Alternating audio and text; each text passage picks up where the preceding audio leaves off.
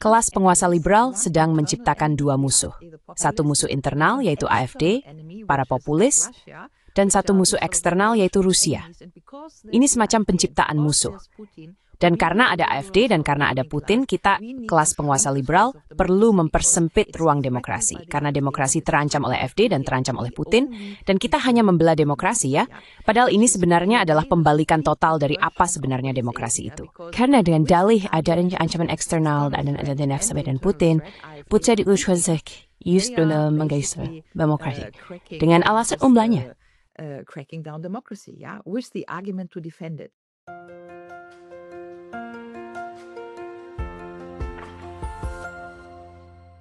Hello everybody, this is Pascal from Neutrality Studies. Halo semuanya, ini Pascal Lotas dari Literality Studies. Dan hari ini saya kembali berbicara dengan Profesor Dr. Ulrike Gero, salah satu ilmuwan politik paling terkenal dan paling vokal di Jerman.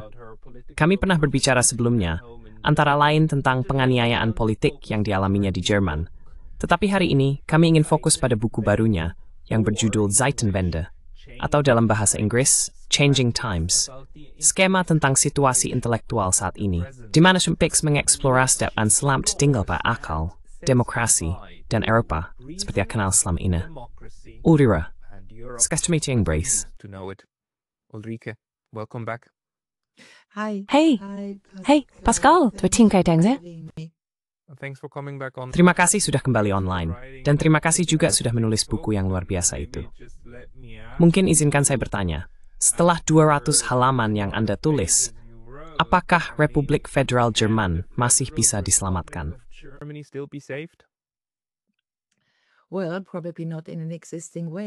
Ya, mungkin tidak dalam bentuknya yang sekarang. Maksud saya, ada sesuatu yang benar-benar berubah secara mendalam di Jerman. Ada sesuatu seperti ruang yang sangat menyempit untuk pembentukan opini publik sebagai permulaan, yang menurut saya banyak orang sudah menyadarinya. Tapi kemudian ada pemantauan perang. Maksud saya ada aktivitas yang jelas menunjukkan bahwa Jerman berniat berperang melawan Rusia. Jadi sekarang kita memasuki masa di mana ruang untuk hak-hak warga negara juga semakin menyempit di Jerman. Dan ini adalah hal-hal yang tidak pernah saya duga sebelumnya. Anda tahu, saya pikir saya adalah warga negara yang sangat baik, hanya ingin mengatakan itu, tapi ada masa-masa di mana saya, Anda tahu bersama Presiden dalam kunjungan kenegaraan di Prancis, maksud saya punya perasaan tentang negara yang berfungsi.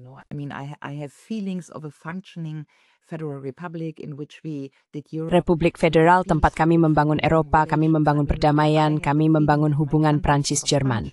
Maksud saya, di mana saya merasa bahwa negara saya berjalan dengan baik, berfungsi, dan tertanam dalam kerangka hukum. Dan sekarang saya tidak lagi merasakan hal itu. Itu adalah masalah. Jadi demokrasi mulai retak, tetapi juga tatanan hukum Republik Federal mulai retak.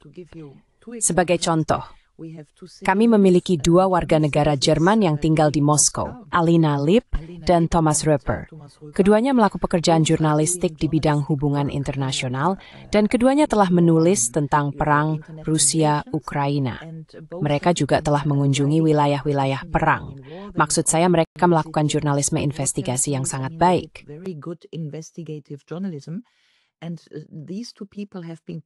Dan kedua orang ini telah dimasukkan ke dalam daftar sanksi Uni Eropa. Jadi, pada dasarnya mereka telah kehilangan hak-hak kewarganegaraan mereka. Masalahnya adalah mereka tidak lagi bisa bepergian ke Jerman. Mereka ditolak masuk ke Republik Federal. Semua ini terjadi tanpa keputusan hukum apapun, tanpa ada hakim yang meninjaunya. Jadi ini jelas bertentangan dengan hukum internasional, ini jelas bertentangan dengan hukum Jerman. Dan dengan pelanggaran seperti ini, Anda merasa apa yang sedang terjadi di negara saya.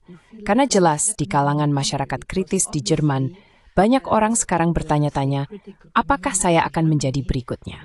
Dan itu jelas tujuannya. Bahwa sekarang orang-orang bertanya-tanya, apakah saya akan menjadi orang berikutnya yang hak-hak kewarganegaraannya dicabut? Ya.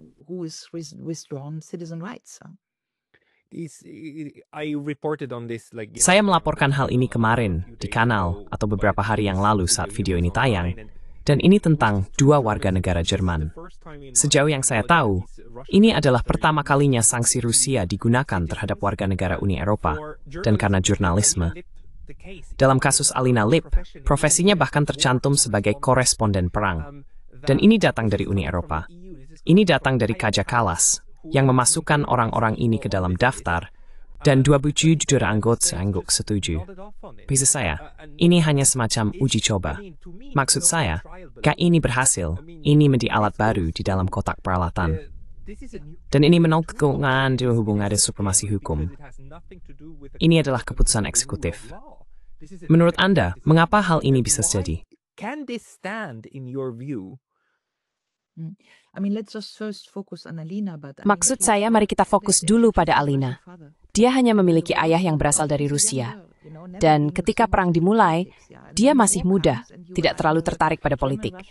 Lalu perang terjadi, dan kamu berada di keluarga Jerman Rusia. Ayahmu orang Rusia, dan kamu ingin memahami lebih dari sekadar aspek kemanusiaan. Ada sesuatu yang mengganggu keluargamu, yaitu perang, tetapi keluargamu adalah keluarga Jerman Rusia. Jadi, perempuan muda ini pindah ke Rusia ingin memahami, mewawancarai orang, menjeblok. Semua karena rasa ingin tahunya sendiri. Menurut saya ini adalah refleks baik-baik generasi Yohaf.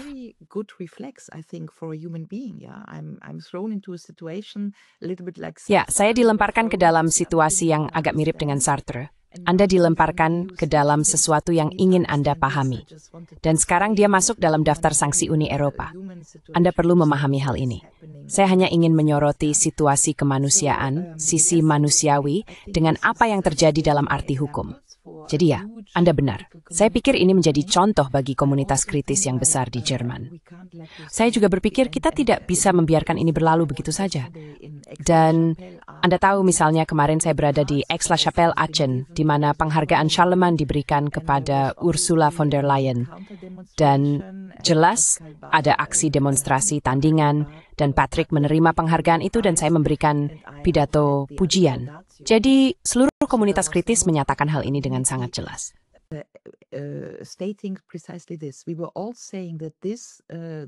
Kami semua mengatakan bahwa kita tidak boleh membiarkan ini terjadi. Kita tidak bisa mengizinkan ini karena nanti akan ada lebih banyak orang. Sekarang 2. Tapi jika kita membiarkan ini, orang ketiga, keempat, kelima akan datang. Dan itulah yang ingin saya lakukan dalam buku saya untuk mengatakan, lihat maksud saya, ada sesuatu di sini di mana saya berharap komunitas internasional yang terbiasa melihat sebuah republik federal yang selama bertahun-tahun, menurut saya, cukup berisi dengan baik. Ang memang humanitas kami adalah demokrasi yang berfungsi baik, memperkuat hubungan Prancis-Jerman, membangun Eropa, mengakhiri perdamaian Rusia, membangun pian Fregi Paris, membangun pian Patrick adalah peristiwa 89 seterusnya.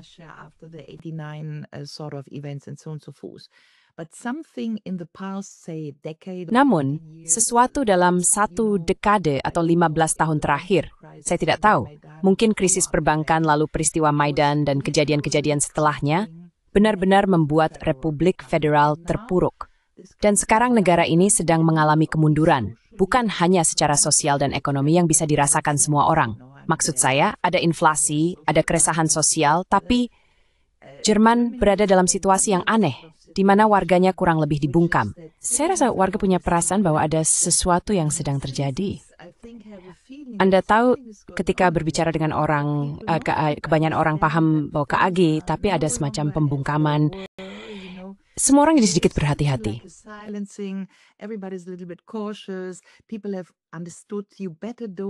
Orang-orang sudah paham, sebaiknya kamu tidak mengatakan apa yang sebenarnya kamu pikirkan tentang Ukraina, tentang Israel, tentang Corona, semua hal itu.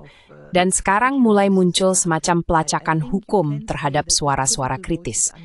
Saya rasa bisa dikatakan bahwa suara-suara kritis sekarang pada dasarnya sudah terputus dari koridor opini di Jerman. Dan itu jelas merupakan momen yang sensitif. Karena jika kamu kehilangan suara-suara kritis, dan jika ada perang hukum, itulah yang kamu gambarkan bahwa ada perang hukum di tingkat Uni Eropa, yang bahkan bukan keputusan hakim, tapi hanya hukum UE. Dan hukum UE langsung masuk ke Jerman, lalu warga Jerman kehilangan hak-haknya. Itu tidak bisa diterima.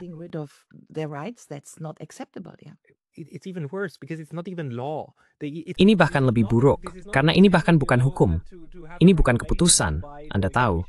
untuk memiliki peraturan oleh komisi dan sebagainya. Ini adalah keputusan eksekutif. Ini benar-benar tidak jauh. Maksud saya, maaf untuk mengatakan ini, tapi ini sama seperti yang dilakukan Adolf Hitler, menyatakan apa yang legal dan tidak dengan kekuasaan eksekutif dari cabang itu.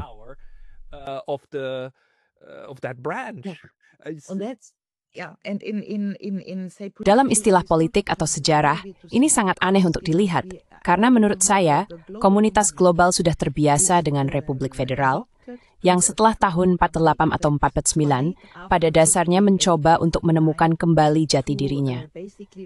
Republik Federal telah melakukan banyak pekerjaan sejarah untuk menelusuri asal-usul Holocaust. Kami memiliki program pendidikan kewarganegaraan yang baik. Kami selalu ingin menjadi murid terbaik dalam Eropa. Terbaik dalam hubungan Prancis dan Prancis Jerman. Pada saya, ada tokoh Willy Brandt, demokrasi, bahkan Helmut Kohl yang membangun Eropa. Karena yang terbaik, semua adalah murid teladan Eropa.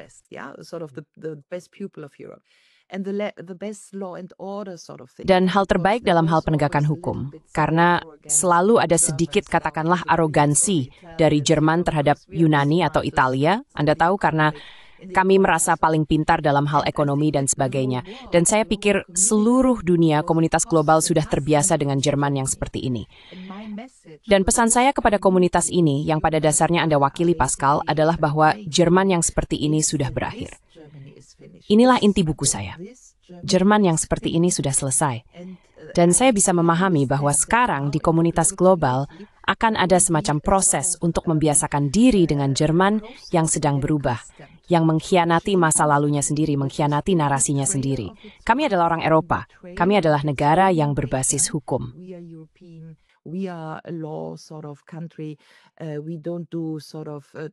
Kami tidak melakukan hal-hal seperti mencabut hak sipil. Anda tidak akan mengharapkan hal ini dari Republik Federal, bukan? Jadi akan ada proses di mana dunia memandang Jerman secara berbeda dan memahami bahwa Jerman juga, jika kita bicara tentang perang, maksud saya perang Ukraina-Rusia dan situasi Israel-Gaza, kita masih mengirimkan senjata. Kita sedang melanggar undang-undang kita sendiri. Jelas ada peraturan di Jerman yang seharusnya melarang pengiriman senjata ke Israel, mengingat apa yang sedang terjadi, hal-hal kejam yang terjadi di Gaza. Tapi jika Anda melihat perang Ukraina-Rusia, Anda akan melihat Tuan Merz 2 hari yang lalu berbicara tentang Reichweitenverlängerung terhadap Rusia.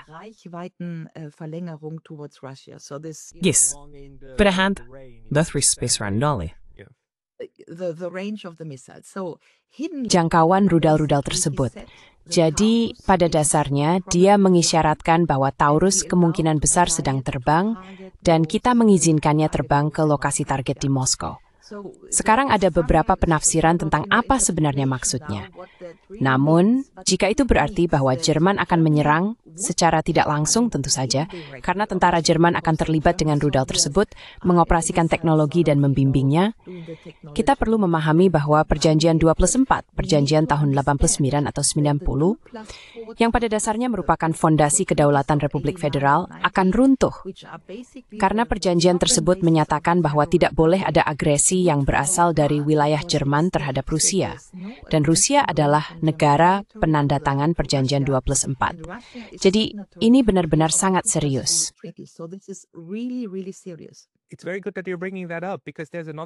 Sangat baik bahwa Anda mengangkat hal itu, karena ada hal lain yang juga dilakukan yang melanggar perjanjian 2+4, yaitu bahwa Tuan Pistorius, Menteri Pertahanan Anda, baru-baru ini mengatakan bahwa ia menargetkan tentara Jerman sebanyak 460.000 personel. Perjanjian 2+4 menetapkan batas maksimum 370.000. Maksud saya, sepertinya semua ini sekarang mulai berantakan. Dan itu di luar fakta bahwa perjanjian 2+4 juga menyatakan tidak akan ada produksi atau kepemilikan senjata nuklir. Dan tentu saja, saat ini ada setidaknya 20 hulu ledak nuklir di Jerman di bawah perjanjian berbagi NATO. Maksud saya, seluruh tatanan pasca Perang Dingin tahun 1990-an dan perjanjian-perjanjian, terutama di awal tahun 90-an, semuanya runtuh di depan mata kita.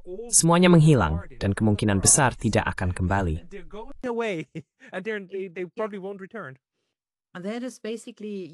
Itulah pada dasarnya, seperti yang Anda tahu, itulah mengapa Anda mengatakan buku saya tentang akhir dari nalar, akhir dari demokrasi, akhir dari Eropa, dan Jerman sebagai negara pilar dari arsitektur Eropa. Dan faktanya adalah bahwa semua itu sedang terjadi sekarang, dan terjadi di depan mata kita.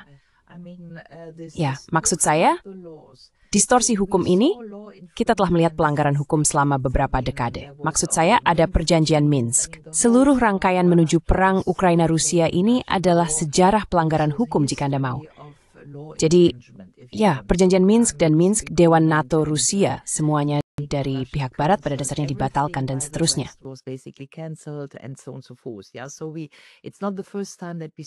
Jadi, ini bukan pertama kalinya kita melihat pelanggaran hukum di Republik Federal, tetapi sekarang kita melihatnya dengan intensitas yang begitu tinggi, dan kita melihatnya baik di tingkat Jerman maupun di tingkat internasional. Di tingkat Jerman misalnya, ini yang sedang dibicarakan semua orang, kita memiliki apa yang disebut Verfassungsschutz, yaitu lembaga yang seharusnya melindungi konstitusi, pada dasarnya adalah lembaga perlindungan konstitusi. Namun, lembaga ini tidak lagi melindungi konstitusi, melainkan mengawasi warga negara. Jadi yang terjadi adalah karena ada perubahan hukum yang sekarang terjadi di Jerman adalah tidak ada lagi perbedaan antara mengkritik pemerintah, mengkritik negara.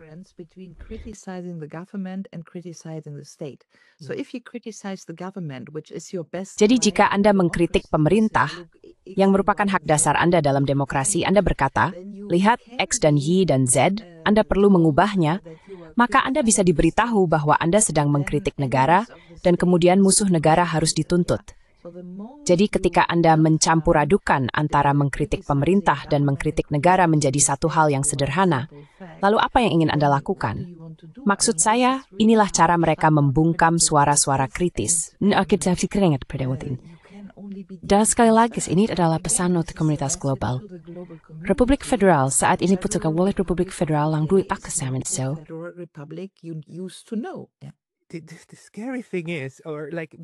Hal yang menakutkan, atau salah satu hal yang menarik, adalah bahwa bagian Jerman yang paling banyak mengeluarkan kritik populer tentang hal ini, bukan hanya di kalangan intelektual, tetapi juga di jalanan, di mana ada demonstrasi menentang hal ini, adalah wilayah timur. Itu adalah GDR, dan merekalah orang-orang, terutama selama masa corona, yang berkata, kami sudah pernah melihat ini sebelumnya, kami pernah mengalami sebelumnya, di mana kami diberitahu di TV bahwa dunia akan berakhir. Dan ketika kami keluar, semuanya baik-baik saja. Tapi kami tidak diizinkan mempercayai mata kami sendiri yang dianggap berbohong. Dan kami sudah pernah melihat para pembicara di TV. Kami mengenali ini. Ini adalah kembalinya semua hal yang ingin kami singkirkan. Dan sekarang datang dengan kekuatan penuh. Jadi, dalam arti tertentu, ini tampaknya merupakan kemenangan terlambat dari semangat GDR atas FRG, bukan?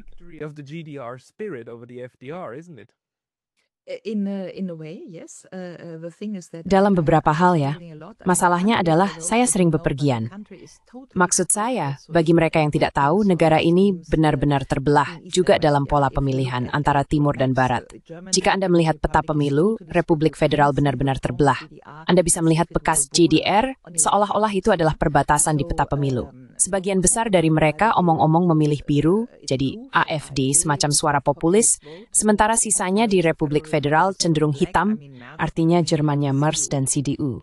Dan itu jelas karena protes-protes sosialis dulu bergeser menjadi protes populis. PDS, partai yang sangat kuat di timur setelah TAB 89, pada dasarnya berubah menjadi suara populis. Tapi Anda benar sekali mengatakan bahwa warga bekas GDR punya kepekaan nyata terhadap apa yang sedang terjadi, karena itulah yang mereka katakan pernah mereka alami sebelumnya. Dan Anda tahu, Anda mendengar lelukon di bekas GDR. Bahkan ada beberapa survei yang menanyakan, bisakah kita kembali tembok antifasis?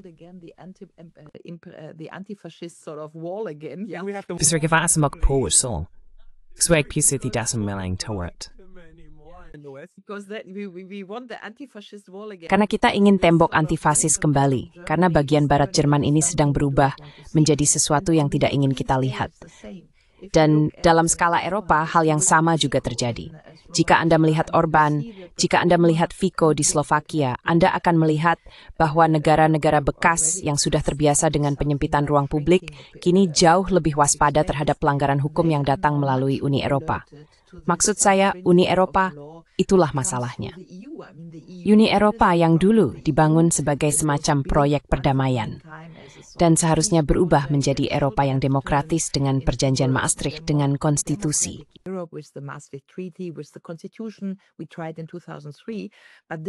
Kami sudah mencoba pada tahun 2003. 6 lembaga Uni Eropa ini jelas sedang mengembangkan struktur yang bersifat para otoriter.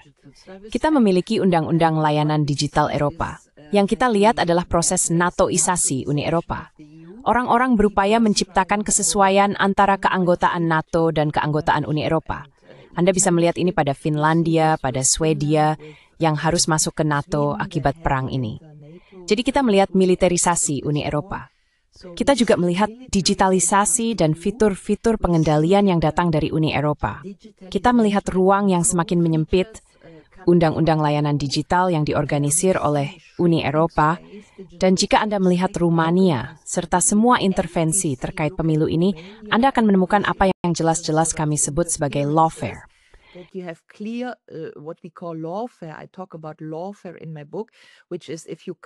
Saya membahas tentang lawfare dalam buku saya itu ketika tidak bisa mengalahkan orang secara politik, seperti lewat pemilu, lalu terjadi hal-hal aneh dan para kandidat disingkirkan.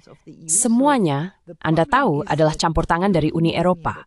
Jadi masalahnya adalah Uni Eropa yang 20 tahun lalu berkata, lihat, kami punya kriteria Copenhagen, kami adalah negara hukum, kami adalah Uni Eropa. Semacam murid teladan di tingkat global, Uni Eropa ini, sama saja seperti Republik Federal, sekarang benar-benar berubah menjadi buruk dan melanggar badan legislatifnya sendiri, serta seluruh tatanan hukum. Dan itu adalah sebuah tragedi. Benar-benar seperti tragedi. Somehow Europe always catches up with it. Eropa selalu berhasil mengejar ketertinggalannya sendiri. Dan setiap kali seseorang mencoba menyatukan benua ini, hasilnya selalu buruk. Maksud saya, terutama ketika mereka mencoba integrasi dan bukan sekadar membangun jaringan. Tapi mungkin, mari kita bicara tentang buku Anda. Saya ingin membahas 3 konsep yang Anda bahas dalam 3 bab inti Anda. Dan mungkin kita mulai dengan rasio. Karena Anda mengatakan kita perlu mengucapkan selamat tinggal pada rasio. Pada tingkat apa saja rasio mulai meninggalkan Uni Eropa? Selain hanya pada struktur negara yang kita lihat sekarang. The state structure that we're seeing.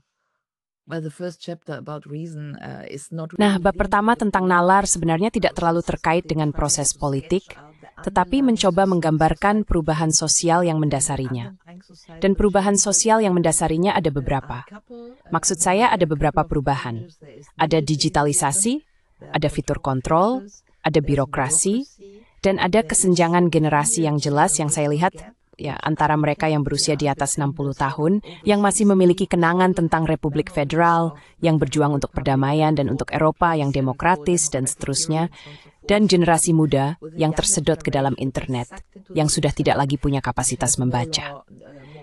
Saya menulis banyak halaman tentang kurangnya sains, tentang apa itu sains, bahwa sains saat ini adalah saintisme, bahwa nalar hilang dalam apa yang kita sebut sebagai sains, bahwa semuanya tentang matematika.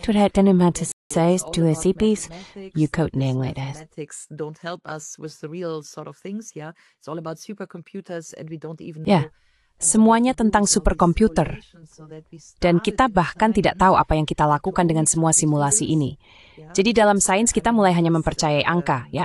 Maksud saya hanya angka, data. Dan ada sesuatu yang hilang di situ karena tidak semua hal bisa dimasukkan ke dalam angka.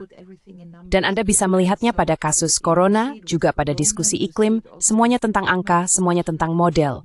Jadi kita mencoba memodelkan dunia. Dan hal kognitif yang ingin saya gambarkan di sini adalah apa manfaatnya bagi kita membuat model dari dunia? Maksud saya, bisakah ini membantu kita dengan masalah nyata yang ada? Jadi, ada semacam momen epistemik di sini, di mana saya berargumen bahwa kita sedang kehilangan nalar. Apakah masuk akal untuk melakukan sains yang telah kita tetapkan sebagai sains masa kini? Jadi ini adalah bab besar dalam masyarakat yang saya letakkan di bagian depan buku. Yeah, it's very important because it goes hand in hand with Ya, ini sangat penting karena sejalan dengan apa yang telah kita lihat selama 7 atau 8 tahun terakhir, yaitu kecenderungan untuk berargumen bahwa para ilmuwan atau ilmuwan yang dianggap benar tahu jawabannya. Jawabannya tunggal, sains dan jawaban yang harus kamu ikuti, serta para ahli yang akan memberitahumu. Dan jika kamu mempertanyakannya, itu seperti mempertanyakan pemerintahmu sendiri.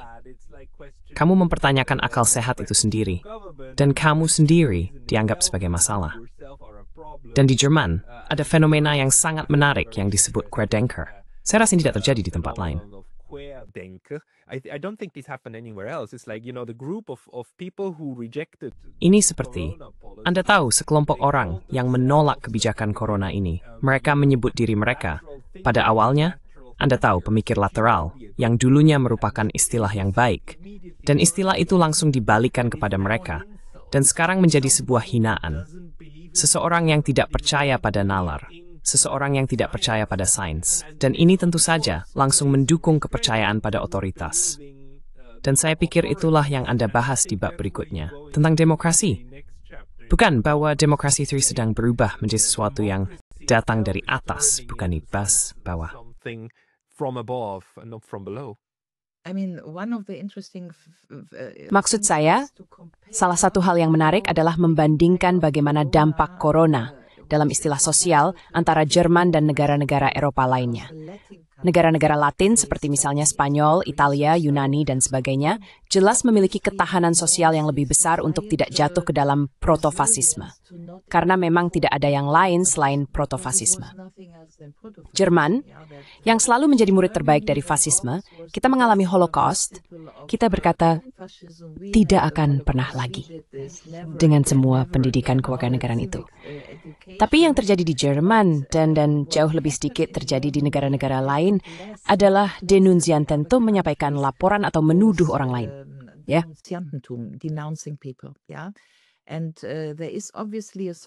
Dan jelas ada semacam, entahlah, karakteristik dalam masyarakat Jerman bahwa jika kami melakukan sesuatu, kami melakukannya dengan sangat benar, sangat sempurna.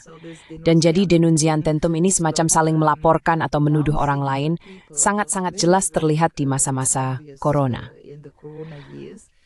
Dan seperti yang Anda katakan, siapapun yang tidak percaya pada sains, pada angka-angka ini, pada data ini, akan tersingkir, ya.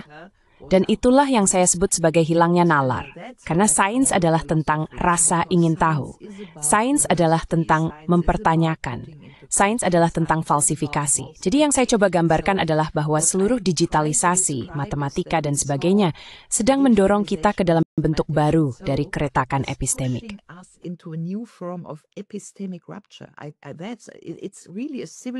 Ini benar-benar merupakan sebuah keretakan peradaban ketika kita tidak lagi bisa menerima bahwa angka-angka mungkin bukan segalanya. Ya, angka-angka mungkin bukan segalanya. Dan bahwa sebuah model tidak bisa menjelaskan dunia. Dan kita membutuhkan hal-hal lain untuk menjelaskan dunia. Jadi jika kita kehilangan sains klasik, yang intinya adalah falsifikasi, angka-angka bukan segalanya, dan seterusnya, yang kita hilangkan adalah kemampuan kita untuk memahami dunia. Dalam hal ini, saya benar-benar berpendapat bahwa hilangnya nalar adalah kondisi sosial yang menyebabkan hilangnya demokrasi. Karena demokrasi ini menjawab pertanyaan Anda. Demokrasi membutuhkan warga negara yang cerdas, terbangun, dan berdaulat. Orang-orang yang ingin terlibat, orang-orang yang ingin berpikir, warga negara kritis yang bertanya, apa yang sedang Anda katakan kepada saya?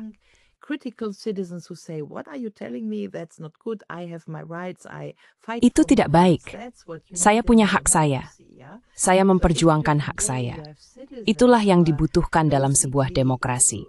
Jadi jika hari ini ada warga negara yang pada dasarnya hanya melihat ponsel mereka dan apa yang dikatakan ponsel kepada mereka yang sudah tidak lagi mampu merasakan pengalaman secara langsung, menyentuh sesuatu, melihat sesuatu, karena mereka selalu memakai earphone atau kacamata metaverse, apapun itu, maka mereka sudah tidak lagi menggunakan indera mereka. And saya punya bau besar, the one sketch made with India, Anda memahami India, Dan bukan hanya angka-angka Yeah, saya. you need your senses to understand the world and not only figures.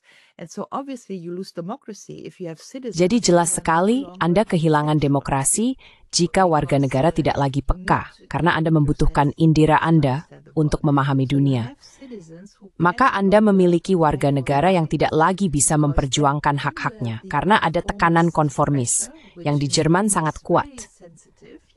Ya, oh, sebaiknya kamu tidak mengatakan ini, sebaiknya kamu tidak mengatakan itu. Anda tahu saya menerima banyak email orang-orang berkata, oh, Madam Gero, saya menghargai Anda mengatakan hal-hal ini. Anda hati saya tidak bisa melakukan ini. Saya di sekolah, saya di universitas, saya di perusahaan, di manapun. Dan jika saya mengatakan apa yang tanda tekan konformis.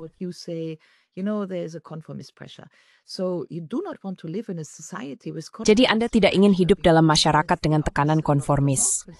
Karena itu adalah kebalikan dari demokrasi. Dalam demokrasi, semua orang masuk ke ruangan dan berkata, lihat, kita melihat Israel, apa yang kamu lihat? Bagaimana seharusnya kita bereaksi terhadapnya? Begitu kan? Dan jika kemudian Anda merasa, oh, sebaiknya saya tidak mengatakan apa yang saya pikirkan, apa yang saya lihat di Gaza, karena saya tahu seseorang bisa berkata dia berpikir seperti itu, dan dia mengungkapkannya dengan cara seperti itu, dan itu mungkin dianggap pelanggaran, dan seterusnya. Akhirnya Anda berada dalam struktur paratotaliter, kaloraliter, karena Anda membungkam orang. Dan jika Anda membungkam orang, itu adalah akhir dari demokrasi. Dan itulah yang ingin saya gambarkan dalam buku saya. Democracy, and that's what I wanted to describe in my book. Yeah, that's what you did brilliantly in the book. And Dan itulah yang Anda lakukan dengan sangat baik di buku itu. Dan Anda tahu, ketika berbicara tentang isu demokrasi ini, satu hal lagi yang saya amati saat ini adalah kecenderungan kelas elit untuk menyamakan demokrasi dengan diri mereka sendiri. Baru-baru ini kita melihat hal ini lagi dengan Tuan Keir Starmer, yang mobil dan 2 rumahnya dirusakkan oleh beberapa anak muda. Saya tidak tahu latar belakangnya apa, tapi maksud saya itu memang dirusak. Dan dia langsung berkata, ini adalah serangan terhadap demokrasi. Tidak, itu adalah serangan terhadap diri. Saya hanya menunggu sampai seorang dikatakan, mau sedikit kisan sana. Ya. Jadi ini untuk Anda sendiri. Yeah, so, this to yourself. look, I mean, I try to do some. Lihat, maksud saya mencoba melakukan sesuatu, maksud saya, ini adalah buku yang saya ingin bisa diakses secara luas. Jadi saya berusaha untuk tidak memasukkan terlalu banyak teori, melainkan menulis buku yang mudah dan dapat diakses. Ngomong-ngomong, saya agak bangga. Buku ini telah terjual 6.000 eksemplar dalam seminggu. Jadi itu hasil yang cukup baik. Dan saya berharap akan ada beberapa terjemahan.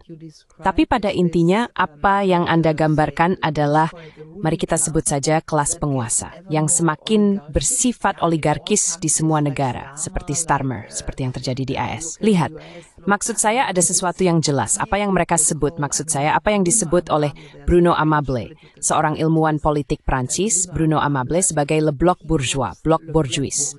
Dan blok borjuis pada dasarnya sedang memfosilkan diri mereka sendiri melawan rakyat.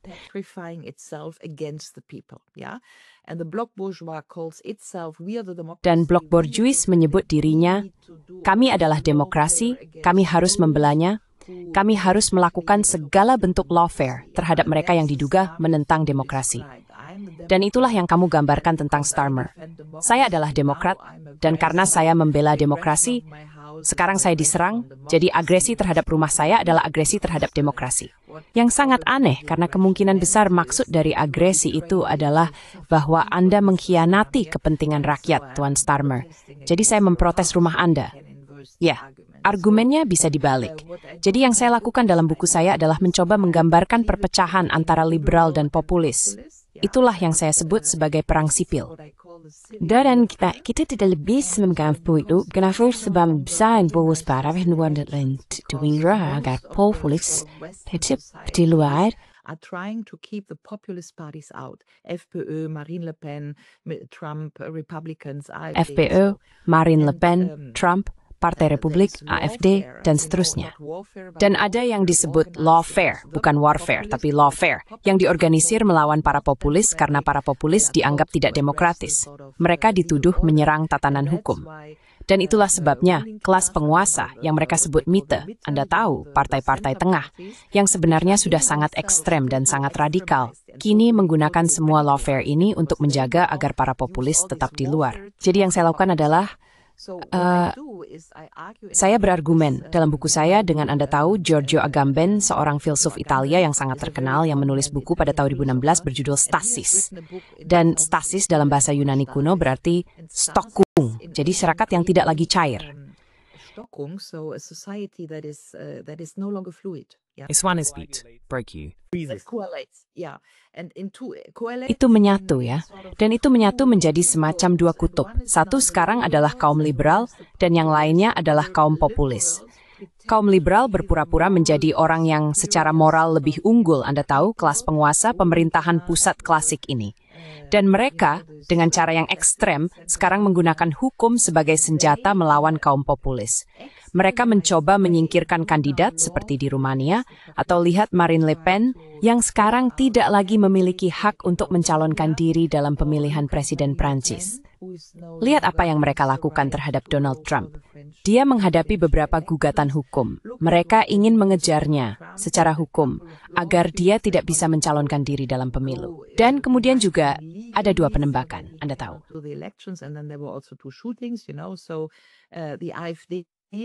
Jadi dengan AfD, sekarang muncul gagasan untuk melarang AfD dalam sistem hukum Jerman. Kickel di Austria memenangkan pemilu, tetapi tidak bisa menjadi kanselir. Jadi yang saya jelaskan dalam buku saya adalah bahwa pada dasarnya ada kelas penguasa liberal, yang di Jerman kalian sebut begitu. Pada dasarnya mereka sedang kalah dalam permainan. Mereka merasa sedang kalah dalam permainan. Mereka merasa kehilangan dukungan publik, yang merupakan inti dari demokrasi, bahwa pemerintahan didukung oleh dukungan publik. Dan mereka semua menyadari bahwa mereka sedang kehilangan hal ini. Namun, alih-alih menyalahkan diri sendiri, mereka menyalahkan kaum populis. Dan kemudian para populis disebut sebagai sayap kanan. Lalu mereka harus dilarang. Dan ini adalah proses yang sangat-sangat tidak masuk akal. This is a very, very insane process. Yeah, and it must be said, I mean, I judge... Dan harus dikatakan, maksud saya menilai Anda dan diri saya sendiri, kita berada di sisi kiri spektrum politik. Tetapi kita jelas harus menunjukkan bahwa saat ini, rekan-rekan kita di kanan konservatif sedang didemonisasi dan secara sistematis disingkirkan. Dan hal yang menghubungkan kita adalah bahwa sebenarnya kedua kubu saat ini cukup anti-perang, setidaknya dalam hal perang antara Rusia dan Ukraina. Namun, saya punya pertanyaan yang sudah lama ada di benak saya. Istilah populisme, apakah itu masih konsep yang seharusnya kita gunakan? Karena menurut saya, semakin lama saya memikirkannya, populisme hanyalah kata yang digunakan kaum liberal untuk menyebut para demokrat atau orang-orang yang berpikiran demokratis yang tidak mereka setujui untuk merasionalisasi mereka. Jadi demokrasi hanya berlaku bagi orang-orang yang sependapat dengan mereka. Bagaimana menurut Anda? Atau apakah saya terlalu jauh?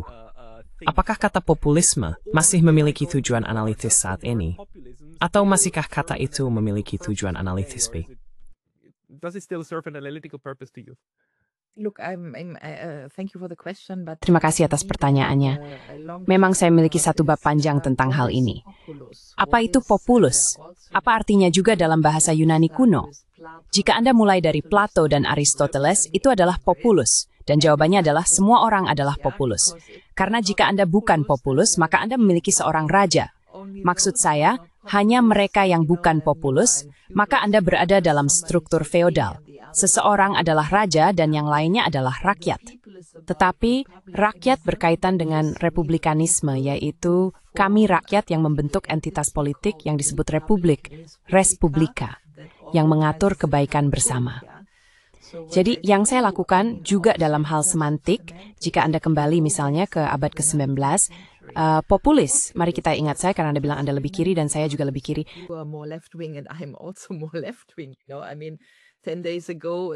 Kamu tahu, maksud saya, 10 hari yang lalu, 10 tahun yang lalu, selama krisis perbankan, saya disebut sebagai orang Eropa paling kiri karena saya mendukung Ya, saya menentang kebijakan penghematan. Sekarang saya disebut sebagai sayap kanan.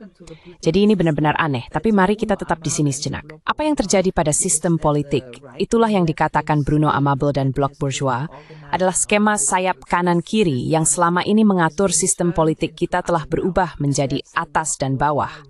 Dan itulah Blok Bourgeois yang berkuasa melawan rakyat. Dan itu terjadi di seluruh Barat. Di Amerika Serikat, sekarang ini adalah kelas penguasa oligarki yang sudah mengakar melawan rakyat. Dan ini tidak lagi soal sayap kiri. Sudah bergeser. Dipilih kunstolpek Wewin balik 18, berbelas as statistically initiative. Dulu internasional sosialis yang ada pada rakyat. The Socialist International that cared for the people, yeah, that would bring Ya, itu akan membawa demokrasi, melek huruf bagi perempuan.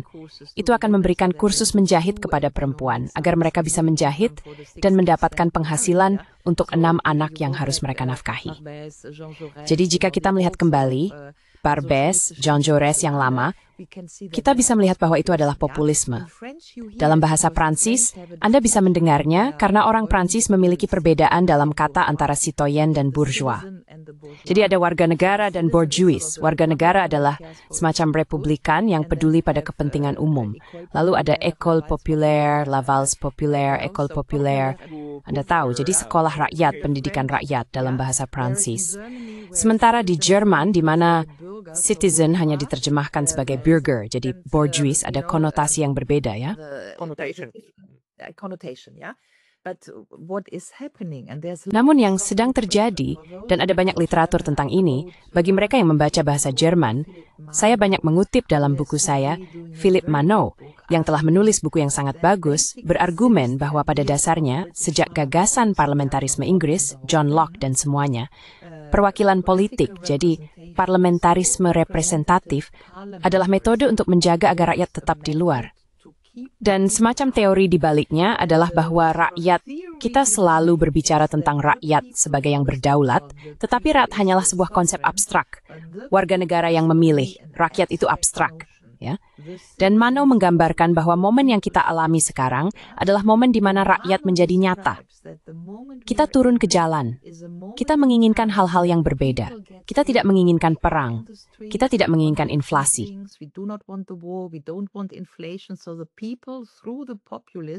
Jadi rakyat melalui para populis menjadi nyata. Rakyat keluar dari sesuatu yang abstrak dan menjadi nyata, memprotes kelas penguasa. Jadi dalam beberapa hal, Anda bisa mengatakan ini adalah stasis. Saya menggambarkan semacam polarisasi masyarakat. Ini juga merupakan bentuk awal dari perang saudara. Jangan kita bodohi diri sendiri. Jika Anda memiliki konfrontasi antara rakyat dan oligarki, atau blok bourgeois dan rakyat, Dan Anda memiliki kelas bebas aktivitas kast. Itu semakin kritis. Secara teoritis, and you will beri awal dari perang saudara. Dan Anda lihat misalnya Republik Federal.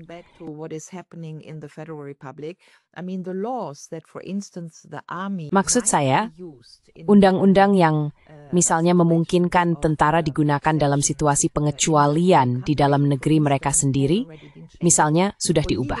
Selama bertahun-tahun ada konsensus bahwa tentara tidak akan pernah digunakan di dalam negeri. Ya, tapi kemudian datang corona dan sekarang kita mungkin berada dalam keadaan perang atau perang dengan Rusia, apapun itu. Jadi Anda menciptakan situasi hukum darurat. Dan karena situasi hukum darurat itulah yang saya bahas dalam buku saya mencoba mengaitkan ancaman eksternal semacam ini, yang mereka katakan adalah Rusia, dengan alat penindasan di dalam negeri. Karena ada perang, dan karena Putin sangat jahat, kita perlu melakukan ini dan itu. Lawfare di Jerman lagi. We need to do this and that lawfare in Germany because we need to be prepared, ya. So karena kita perlu bersiap, ya.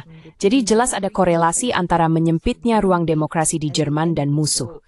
Jadi yang saya argumenkan adalah bahwa kelas penguasa liberal, mari kita sebut saja kelas penguasa liberal, sedang menciptakan dua musuh. Satu musuh internal, yaitu AfD, para populis, dan satu musuh eksternal, yaitu Rusia. Ini semacam penciptaan musuh. Dan karena ada AfD dan karena ada Putin, kita kelas penguasa liberal perlu mempersempit ruang demokrasi, karena demokrasi terancam oleh AfD dan terancam oleh Putin, dan kita hanya membelah demokrasi yang pada dasarnya adalah pergeseran makna total dari apa sebenarnya demokrasi itu. the complete perversion of what this is, yeah, because with the argument that there is Karena dengan argumen bahwa ada ancaman eksternal dan ancaman internal AfD dan Putin, mereka pada dasarnya menindak demokrasi dengan dalih membelanya. Jadi argumennya benar-benar diputarbalikkan. Dan ini adalah bentuk ekstrem dari kelompok tengah yang menurut saya sangat takut kehilangan pengaruh. Karena mereka memang sedang kehilangan pengaruh. Lihat saja hasil pemilu. Lihat Merz. Maksud saya Merz yang bahkan tidak terpilih di putaran pertama, meskipun ia memiliki mayoritas 18 suara. Dan meskipun ia memiliki paket fiskal, pendanaan sebesar 800 miliar. Jadi Anda akan berpikir, oke, semua orang akan memilih Merz sekarang, karena telah membuat begitu banyak janji kampanye. Tapi tidak, ia tidak terpilih.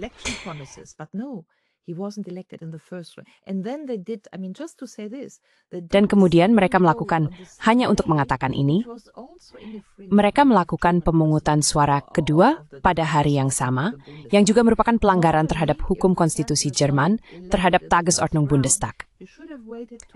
Biasanya, jika kanselir tidak terpilih pada putaran pertama, Anda harus menunggu 2 minggu untuk mengadakan putaran kedua. Jadi saat itu terjadi 1 jam kemudian, mereka mengatur ulang Tagesordnung dan Satzung Bundestag, menemukan beberapa celah kecil, lalu ini berubah. Jadi, awak tan Jerman, an mening selamat kebutuhkan. Dan tanda waktu kebutuhkan, dan sebagai mana go. Dan seperti kegagaran di investment. And as a German citizen, it doesn't feel good. Yeah. Yep. But that's the mindset of these people. Tapi itulah pola pikir orang-orang ini. Itulah pola pikir Ursula von der Leyen ketika dia berkata, kami punya alat. Ya, karena hukum adalah alat. Hal baik tentang kotak peralatan adalah kamu hanya mengambil alat yang kamu butuhkan. Yang tidak kamu butuhkan, kamu sisihkan. Dalam arti tertentu, beginilah para elit ini mulai memainkan instrumen kotak peralatan terhadap orang-orang yang dianggap mengganggu di lapangan, yang tidak mau mengikuti. Dan menurut pandangan mereka, perlu dididik. Mereka perlu diajari apa masalahnya, karena mereka sendiri sudah memahaminya, bukan? Dan mereka perlu diajari betapa berbahayanya Rusia, dan betapa berbahayanya misinformasi. Dan mereka mungkin benar-benar percaya pada orang-orang ini. Mereka percaya pada diri mereka sendiri. They probably believe these people. They believe themselves. Yeah, but the problem is, how the loss of Ya, tapi masalahnya adalah, Anda tahu bagaimana hilangnya nalar berdampak pada hilangnya demokrasi, itu bab kedua saya. Dan hilangnya demokrasi membuat pemikiran geostrategis apapun tentang Eropa menjadi tidak masuk akal. Benar kan? Jika negara-negara Eropa, maksudnya Prancis, Jerman, Italia, dan seterusnya, semuanya merusak demokrasi mereka dan melanggar apa yang dulu kita miliki sebagai tatanan hukum. Dan jika di atas itu semua ada struktur supranasional bernama Uni Eropa, yang seharusnya sudah lama direformasi menjadi demokrasi, tetapi pada dasarnya sekarang justru berubah menjadi struktur para otoriter. Maka pertanyaan saya yang sebenarnya, dan itu berkaitan dengan studi netralitas Anda, karena saluran YouTube Anda membahas tentang memikirkan ulang dunia dalam kerangka netralitas, dan seperti apa tatanan multipolar itu, serta posisi apa yang bisa didapatkan Eropa dalam tatanan multipolar tersebut.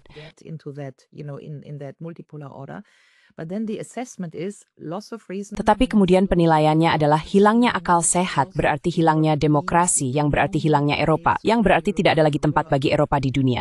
Dan itu, Anda tahu, adalah penilaian yang sangat sulit. Itu adalah bab ketiga dari buku saya. Tapi maksud saya, Eropa jelas kecil, hanya 500 juta orang. Lihatlah Tiongkok. Maksud saya, semua orang sudah paham bahwa Eropa bukan lagi pusat dunia.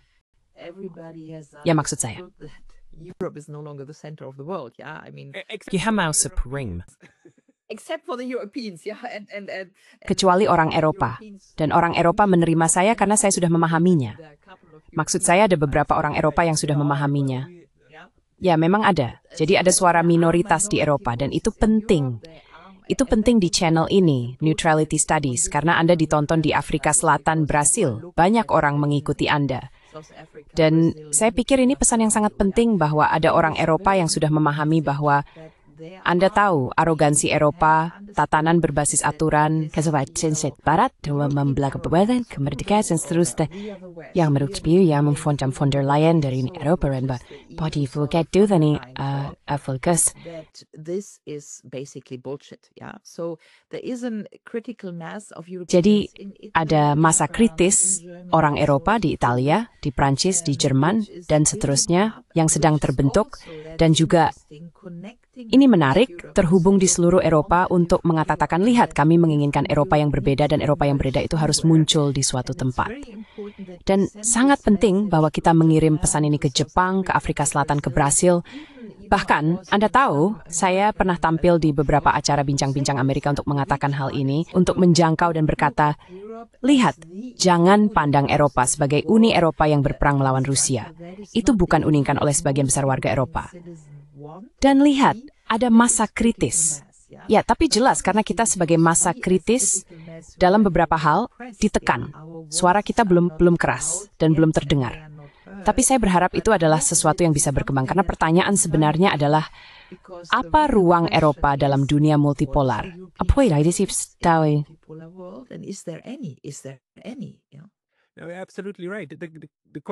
Sangat benar. Pertanyaan yang ada di benak saya adalah, di titik mana kita berada dalam perkembangan ini? Dan Anda tahu, terima kasih, omong-omong, karena telah mengungkapkannya tadi dengan cara seperti itu. Karena sekarang saya mengerti mengapa orang-orang Eropa, elit Eropa, bereaksi begitu keras, tidak hanya terhadap upaya perdamaian Donald Trump dengan Rusia, tetapi juga terhadap kritik dari Amerika. Anda tahu, namais, to US straight small, dibentuk oleh Uni Eropa.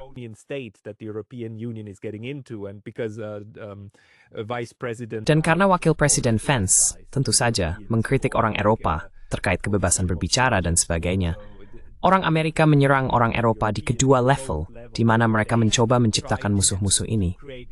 Tapi pertanyaan saya adalah, kita sedang berada di titik mana? Dan jika kita menggunakan analogi Titanic, saya rasa kita belum menabrak gunung es. Jadi saya rasa kita belum tenggelam. Tapi jika menurut Anda, kita sudah menabrak dan sedang tenggelam, lalu apa harus minoritas meng? Apakah kita mencoba mensink? Sebari it's have foto scorchy. It's dapat Pacificain. At which point are we? Yeah, I mean that's a very interesting question. Ya, maksud saya, itu pertanyaan yang sangat menarik. Saya akan berargumen bahwa kita sudah menabrak gunung es dan itu sudah terjadi cukup lama.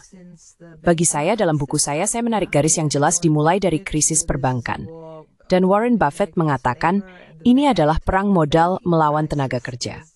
Saya menganggap krisis perbankan sebagai titik awal di mana kiri menyerah, karena saat itu pihak kiri mencoba mengorganisir perlawanan terhadap penghematan, Varoufakis, Tsipras, dan sebagainya. Dan pihak kiri pada dasarnya kemudian dibunuh atau dilikuidasi, jika Anda ingin menyebutnya begitu. Maksud saya, itu tidak kemana-mana. Lalu muncullah kiri yang woke, Anda tahu, tanpa taring sama sekali, dan pihak kiri berubah menjadi kanan.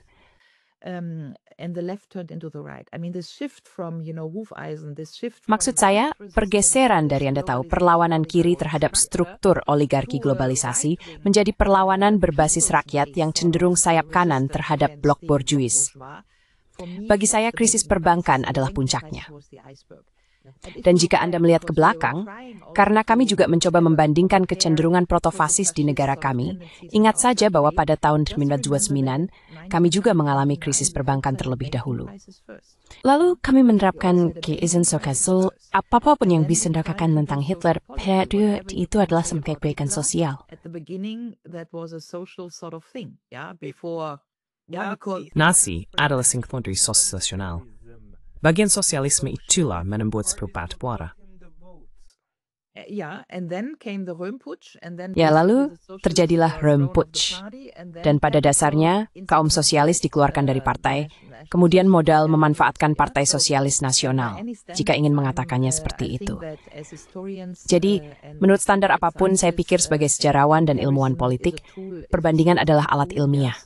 Jadi saya membela perbandingan sebagai alat ilmiah dan bukan sebagai sarana relativisasi, yang juga merupakan masalah intelektual, bahwa sekarang kita mengatakan perbandingan adalah relativisasi. Tapi meninggalkan hal ini, maksud saya adalah jika kita memikirkan di mana posisi kita dan apakah kita sudah menabrak gunung es atau belum, saya akan mengatakan krisis perbankan adalah momen itu. Dan krisis perbankan mengubah kiri menjadi populisme kanan. Di sisi kanan, revolusi sayap kanan tidak diperbolehkan, karena revolusi sayap kanan selalu membawa aroma tertentu. Ya, selain datang rasisme, ya datang dengan misogini, ya datang dengan heavily abortif. Itu adalah revolusi rakyat tidak progresif. Memang seperti itulah yang sedang digambarkan ya. Dan itulah sebabnya hal itu tidak diterima secara sosial. Sementara pihak kiri selalu dipandang sebagai gerakan revolusioner yang progresif dan memperjuangkan kebebasan. Jadi saya berpendapat bahwa kita sudah menabrak gunung es, tetapi kita tidak mengakui bahwa semua yang kita alami di Eropa selama katakanlah 10 atau 15 tahun terakhir, setidaknya bagi saya, dimulai dengan krisis perbankan. Ingat, kita punya Stefan Hessel, Indignez-vous. Kita punya semua demonstrasi ini. Protes 99% melawan 1%. Maksud saya, saat itu masih banyak protes sosial yang mungkin terjadi. Namun kemudian, di tahun-tahun berikutnya, mereka pada dasarnya menguasai protes sosial. Gilets jaunes, Anda tahu, juga diberi label sebagai populis. Kemajuan sosial di Eropa, Yellow Vest, pada dasarnya berakhir pada 2013 dengan krisis perbankan dan semua yang terjadi setelahnya, bahkan Gilets jaunes di Prancis. Rompi Singh. Rompi kuning pada awalnya diposisikan sebagai gerakan sayap kanan. Saat itu dimulai tidak ada lagi protes sosial. Setiap protes pada dasarnya dianggap sebagai protes sayap kanan. Itulah narasinya. Jadi menurut saya, kita harus bersiap untuk kapal penyelamat, jika boleh saya katakan begitu. Dan jika saya boleh menambahkan, saya termasuk di antara mereka yang mengorganisir proyek perdamaian Trans-Eropa karena itu juga menjadi masalah. Perdamaian sekarang dianggap sayap kanan, kebebasan sekarang dianggap sayap kanan. Saya benar-benar mengamati bahwa nilai-nilai inti dari kiri seperti kebebasan, kemerdekaan, dan perdamaian telah diambil alih dan diberi label sebagai milik sayap kanan. Tapi kami mengorganisir www.europeanpeaceproject.eu. Kami mengadakan semacam manifesto besar-besaran pada tanggal 9 Mei, karena itu adalah Hari Eropa.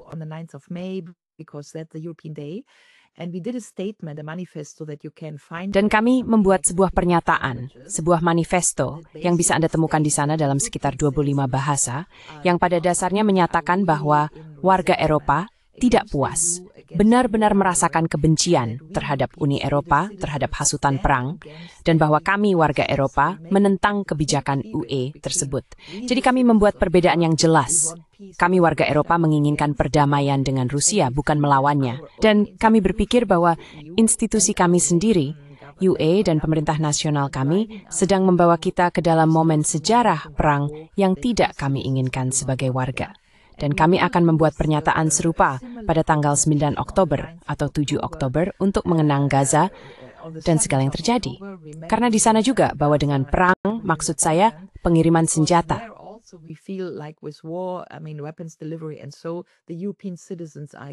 Jadi warga Eropa menentangnya.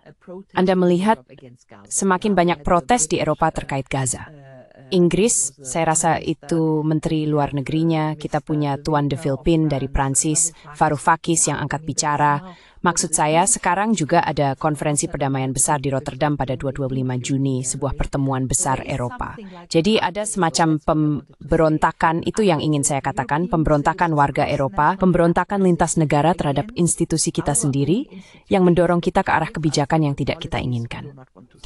Jadi itulah yang saya sebut mempersiapkan perahu penyelamat, bahwa Anda membangun alternatif. Ini sedang muncul, masih sangat kecil, jelas masih kecil, tapi segala sesuatu dimulai dari gerakan sosial kecil.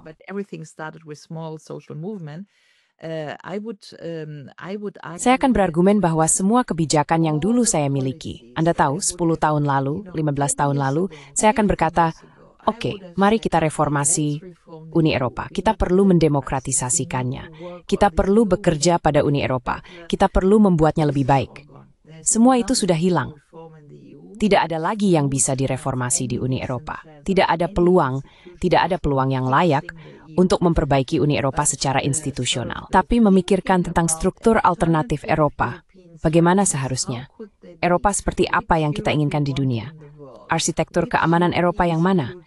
Masih ada ruang. Ada banyak orang yang mulai mencapai masa kritis. Ada banyak pemikiran dan tulisan tentang hal ini, dan saya berharap sesuatu bisa muncul dari sini. And I hope something can emerge out of this. Yeah, but it needs to be made anew. Ya, tapi itu perlu dibuat ulang. Struktur yang kita miliki saat ini sudah terlalu kaku dan sudah usang. Maksud saya, mereka sudah menabrak gunung es, jadi mereka memang sudah tenggelam. Saya hanya berharap mereka tenggelam tanpa menyeret kita semua. Ulrike, bagi orang-orang yang ingin membaca lebih banyak tulisanmu, maksud saya, kamu sudah banyak menerbitkan buku. Orang bisa menemukan bukumu secara online. Kemana lagi mereka harus pergi untuk menemukanmu? Karena kamu juga punya saluran YouTube sendiri dalam bahasa Jerman, kan? You have your own YouTube channel in German language, right? Yeah, I do. I have a YouTube channel in German language. Ya, saya memiliki saluran YouTube dalam bahasa Jerman. Saya juga memiliki situs web yaitu www.ulrikeguerot.de. Saya sudah menerbitkan sekitar 16 buku, banyak di antaranya sebenarnya sudah diterjemahkan. Jadi saya berharap akan ada terjemahan dalam bahasa Inggris, mungkin juga Turki dan Spanyol. Orang-orang memberitahu saya bahwa buku ini tampaknya sangat menarik, jadi saya berharap akan ada terjemahan. Namun mungkin sebagai penutup, bab ketiga dari buku saya sebenarnya tawaran diskusi untuk komunitas global. Pertama, harap perhatikan bahwa suara-suara kritis di Eropa yang menentang Eropa ada itu sangat penting. Itu kurang apa adalah di Uni Eropa ada masa kritis.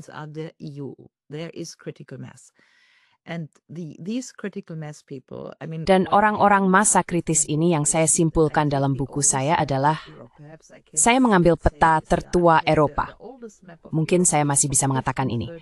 Saya mengambil peta tertua Eropa yang berasal dari tahun 1534 dan saya melakukan interpretasi terhadap imago Eropa yang paling tua ini. Dan saya mengatakan 3 hal. Madam Europe ini, dia seorang putri. Maksud saya Eropa digambarkan sebagai seorang wanita dan sebagai seorang putri. Dia berdiri di tanah Rusia. Jadi dia berdiri di tanah Rusia.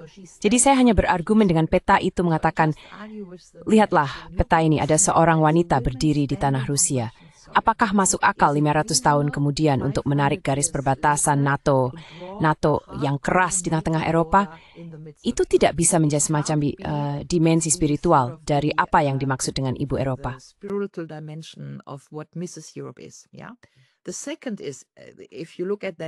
Yang kedua, jika Anda melihat peta itu, Spanyol adalah kepalanya, dan kepala wanita Spanyol itu seolah-olah menghadap ke dunia Arab.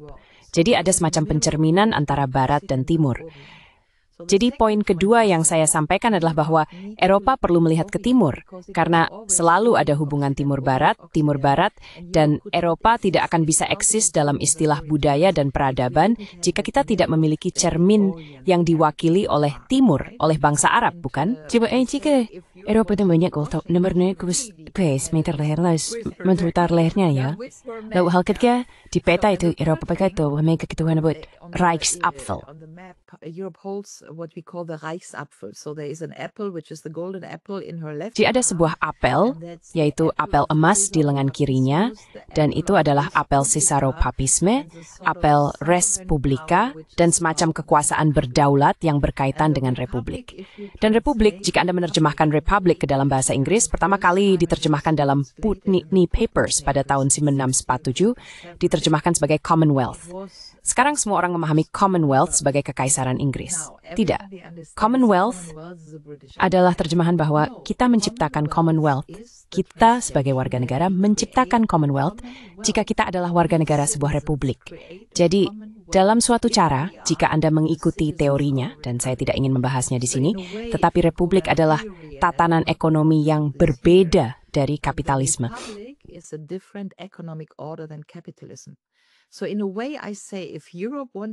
Jadi dalam arti tertentu, saya katakan jika Eropa ingin menemukan kembali jati dirinya dalam arti peradaban dan budaya, yang akan menjadi satu-satunya bentuk peneguhan diri di mana Eropa bisa mengklaim peran di dunia global masa depan, Eropa perlu melakukan 3 hal. Menemukan kembali republik, bersikap anti-kapitalis dalam suatu cara, ya, maksud saya, kebijakan ekonomi yang berorientasi pada kebaikan bersama, melihat ke dunia Arab, dan berpijak di tanah Rusia. Itulah 3 hal yang seharusnya didiskusikan Eropa. Dan saya menulis bab ini sebagai tawaran kepada semua orang yang mendengarkan di negara-negara Arab dan di belahan dunia Rusia untuk mengatakan, mari kita berdiskusi tentang bagaimana kalian memandang Eropa. Dan bisakah kami orang Eropa mengubah Eropa ke arah itu, akan mengulurkan tangan untuk bekerja sama dengan kami?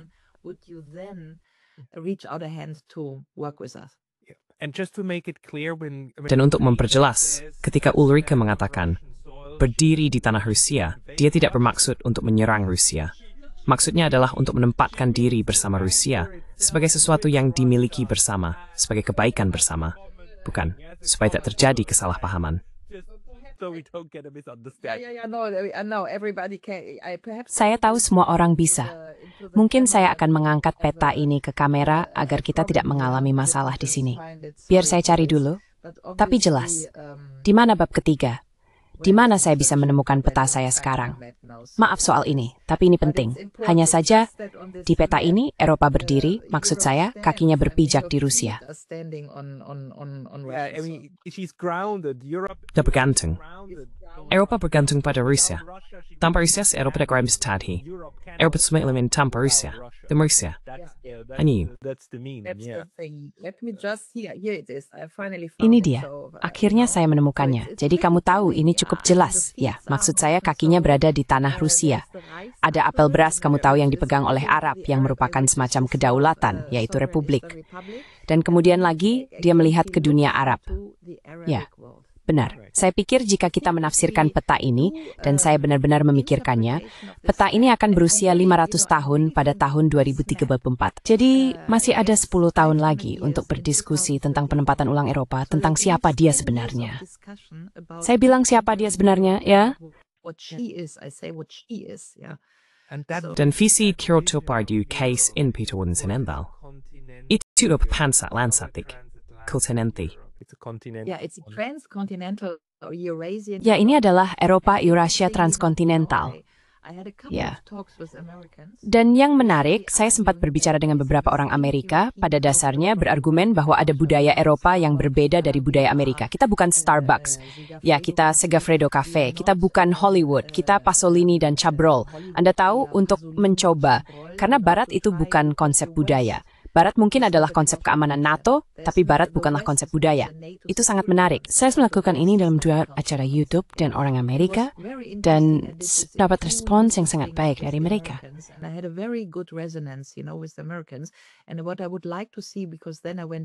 Dan yang ingin saya lihat, karena kemudian saya mengunjungi seorang blogger Turki, dan saya benar-benar bisa melihat bahwa orang Turki, yang juga berada di antara dunia Arab dan dunia Eurasia Eropa, memiliki rasa keterikatan dengan Eropa, sama seperti orang Rusia memiliki keterikatan budaya dengan Rusia.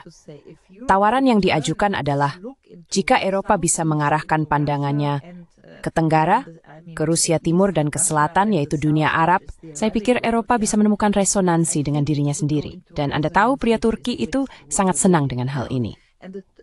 Dan inilah yang saya pahami sebagai tawaran diskursus untuk semacam Eropa baru yang ingin saya lihat pada tahun 2034. Jika Eropa berhenti memutar lehernya sendiri ke seberang Atlantik, maksud saya, dia bisa kembali ke tempat asalnya. Tapi baiklah, Ulrike, kita akan terus melanjutkannya. Kita akan terus melanjutkan diskusi ini. Terima kasih banyak atas wawasan Anda hari ini. Dan sampai jumpa lagi. Ya, sampai jumpa Pascal. Pada Sabtu Minggu.